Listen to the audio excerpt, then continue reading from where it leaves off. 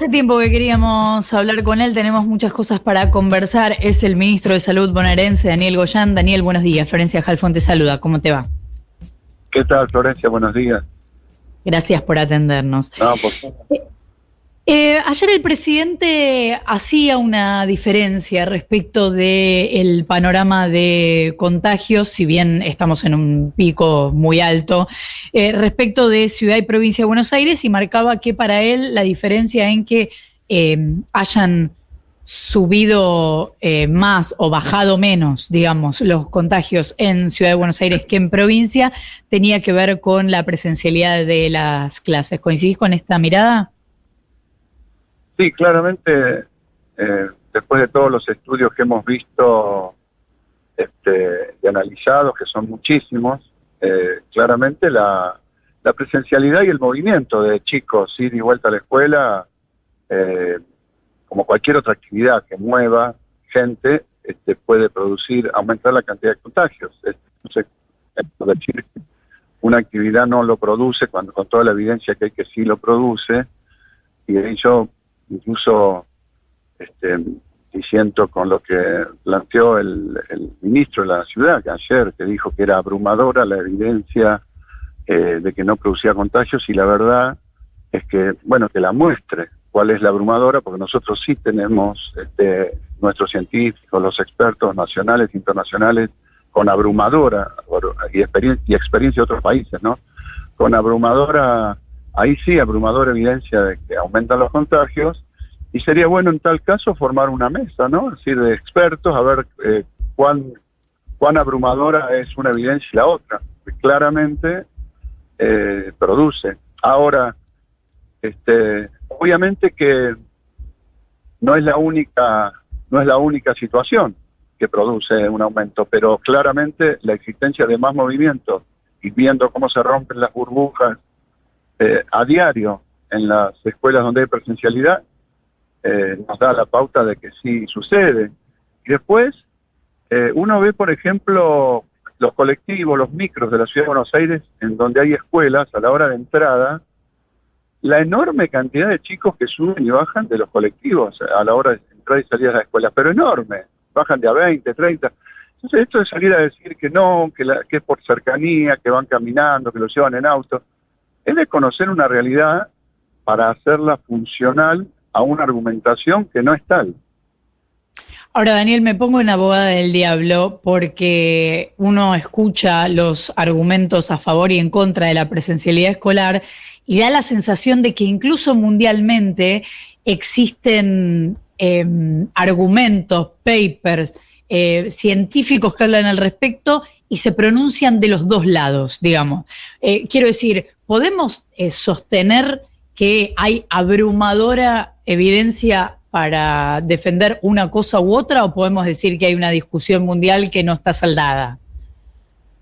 Nosotros, obviamente que todo es cuestionable y bienvenida a todas las investigaciones, pero cuando vamos a los hechos y vemos lo que sucedió claramente en países muy organizados socialmente como es Israel, o países como Estados Unidos, la ciudad de Nueva York, a la cual hemos seguido muchísimo, y escuchar que estuvieron abiertas las aulas de Nueva York realmente no se ajusta a la verdad, no estuvieron abiertas, fueron y vinieron un montón de veces, y en Alemania, estableciendo ese límite muy, muy estricto de 165 cada 100.000 habitantes contagios para cerrar la presencialidad, no es porque sí, obviamente sociedades que están muy organizadas, que vieron que cuando se da ese número, una de las situaciones que más aumentan los contagios son las escuelas.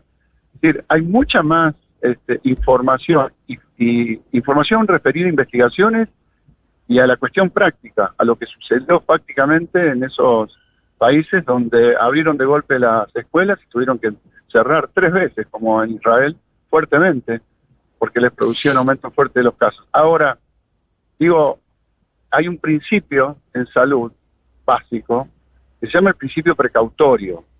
Digamos, uno no tiene que jugar a que o apostar, digamos, de que el escenario ante la duda va a ser el más benigno. Siempre tiene que pensar que el escenario la hipótesis peor, porque cuando el escenario es trabajo sobre el escenario más benigno, si me equivoco, ante la duda, los resultados se pagan en muertes, se pagan en contagios, se pagan en una serie de trastornos. Entonces, nosotros queremos que las escuelas estén abiertas, sí, todos queremos. Se estableció un número, ese número es bastante más relajado, más permisivo que en otros países, 500 cada 100.000 habitantes, con lo cual, si los números dan y en los lugares que den, abrimos las escuelas. El tema es no jugar con fuego. Daniel, estábamos contando hace un rato que en este momento el país tiene más de 8 millones de personas vacunadas, por lo menos con una dosis, y cerca de 2 millones vacunadas con 2 dosis dentro de esas 8 millones. Sabemos que la búsqueda ahora para los próximos meses, idealmente antes del invierno, es que toda la población objetivo tenga al menos una dosis.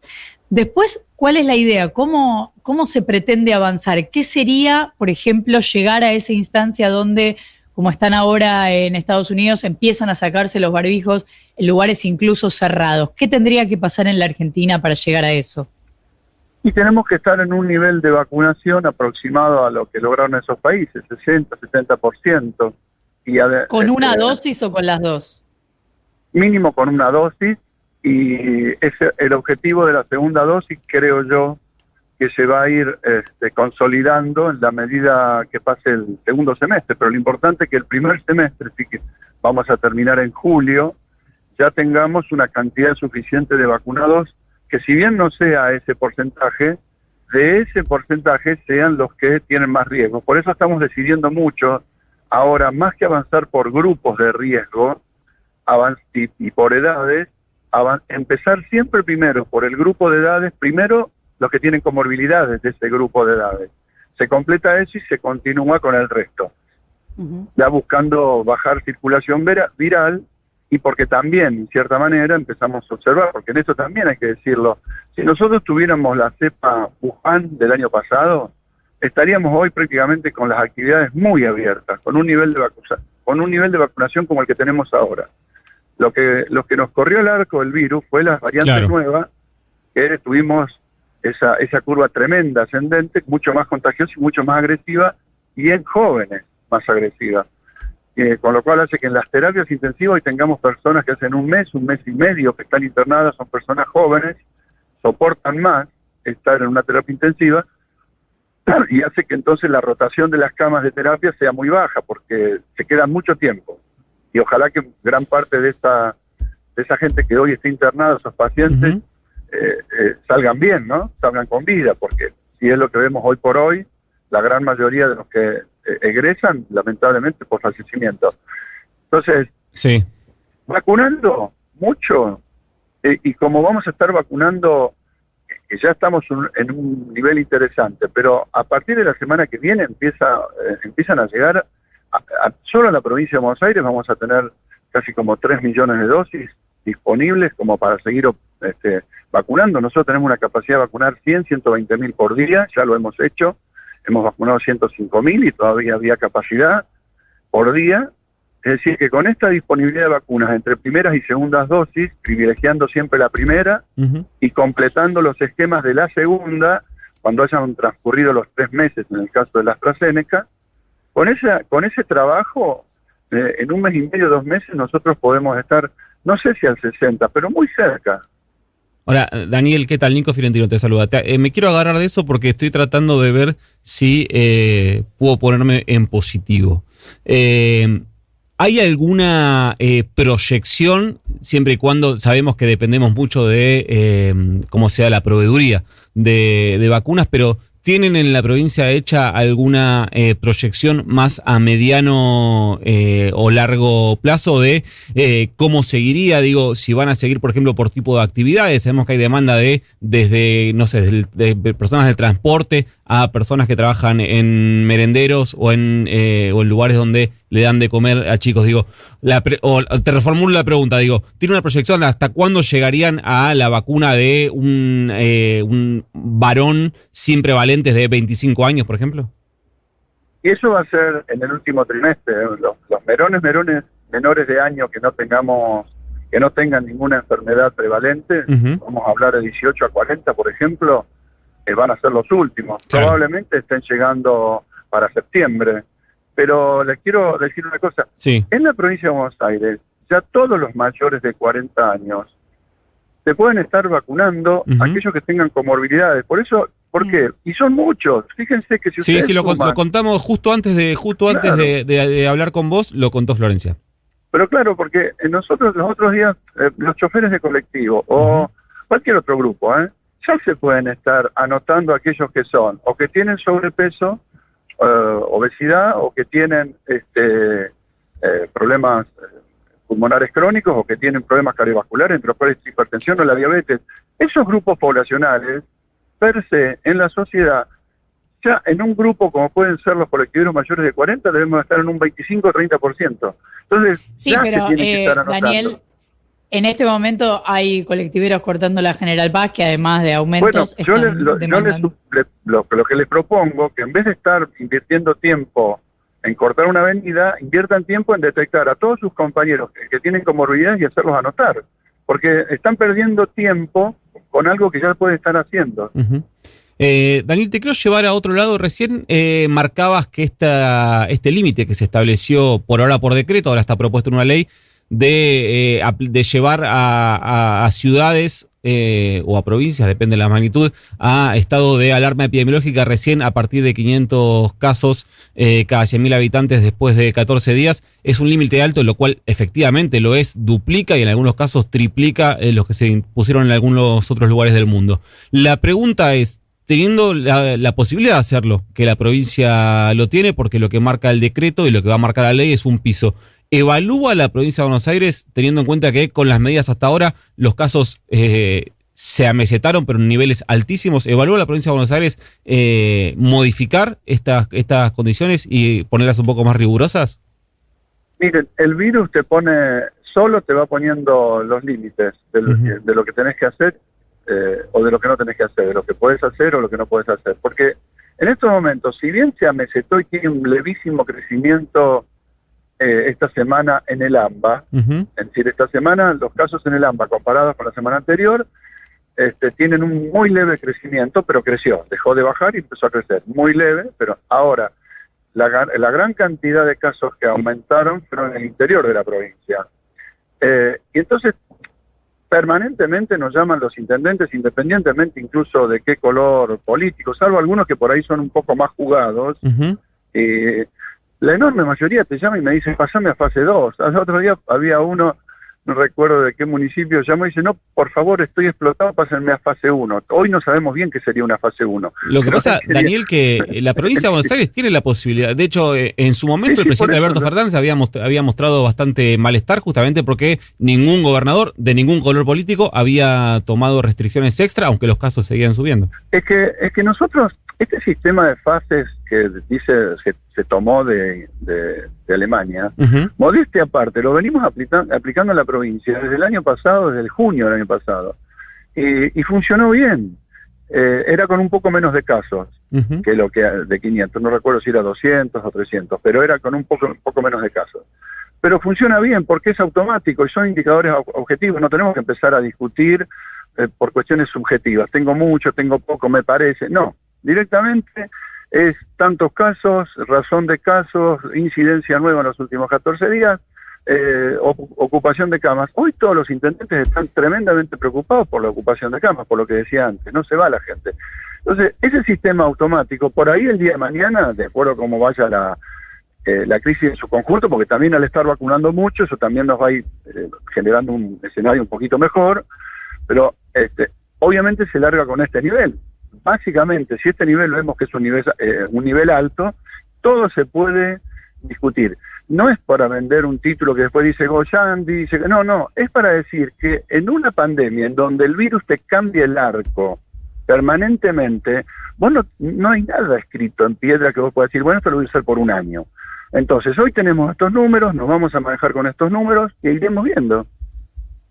Daniel, al margen de las diferencias de criterio que hay con el Ministerio de la Ciudad de Buenos Aires y creo que desde el año pasado, con muchas de las decisiones que se fueron tomando, hay diferencia de criterios y obviamente desde la gobernación y la jefatura de gobierno también.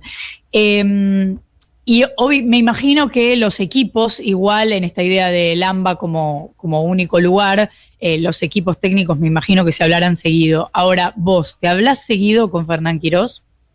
Seguido no, pero tenemos comunicación. En algunos ratos más fluida, en otros menos fluida, pero sí que nos hablamos.